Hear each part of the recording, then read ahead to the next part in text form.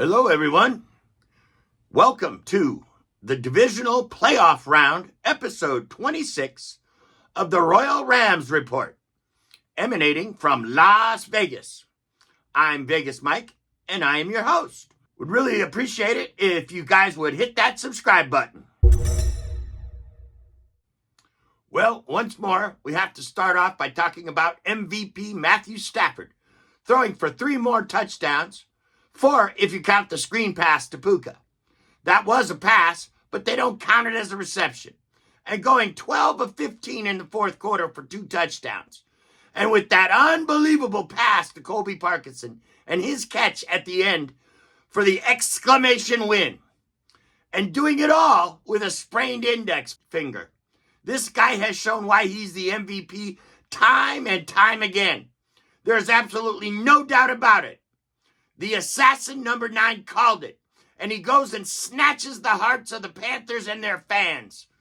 Guarantee he's getting ready to do the same exact thing to the Bears next. The Rams played sloppy, gave up way too many legitimate stupid penalties in this game, and need to clean it up.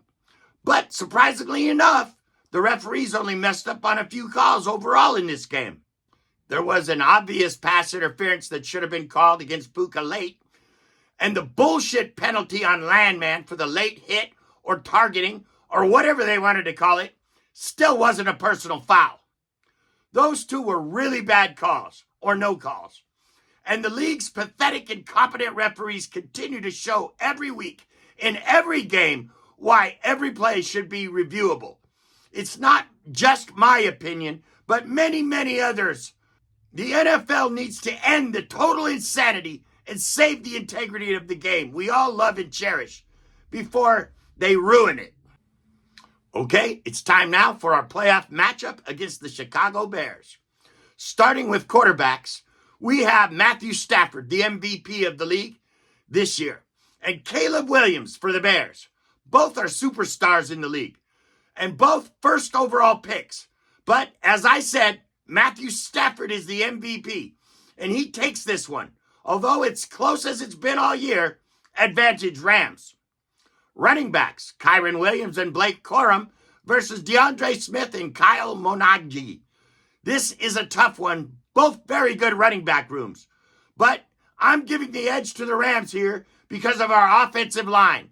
It's better, especially with Dotson back at right guard. Our offensive line is far superior to Chicago's, who's missing their left tackle. Now, wide receivers. Devontae Adams led the league in touchdowns despite missing the last 3 games of the season. And Puka is the best receiver in the league and the offensive player of the year, in my opinion, with Tutu, Kanata Mumfield, and Xavier Smith versus a very questionable Roma Dunze.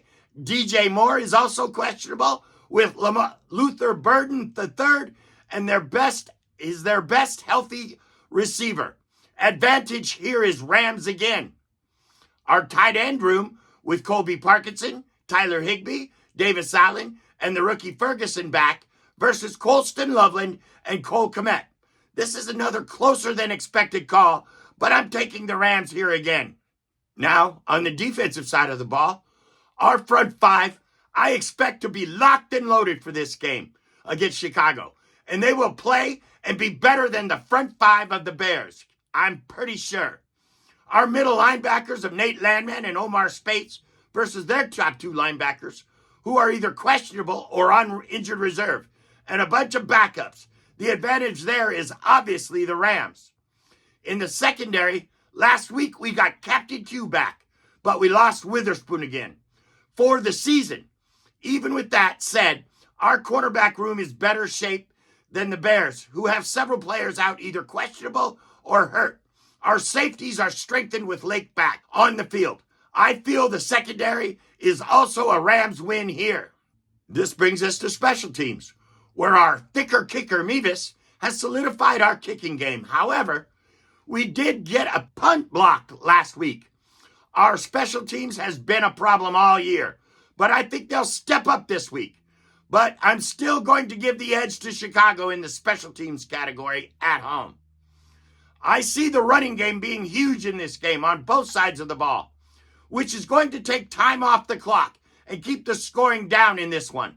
I have the Rams winning in Chicago 28-17. Okay, time to wrap it up with our memorabilia spotlight. Today I thought I'd get out a kind of an older piece. It's back from the St. Louis days. It's a really cool football. It's a Kurt Warner Super Bowl MVP football. It's pretty dang cool. I tell you what. See, there it is. It's printed MVP Kurt Warner on that side. On this side, it has, it's a little flat. The football needs some air. It has the little writing on there about him in the game.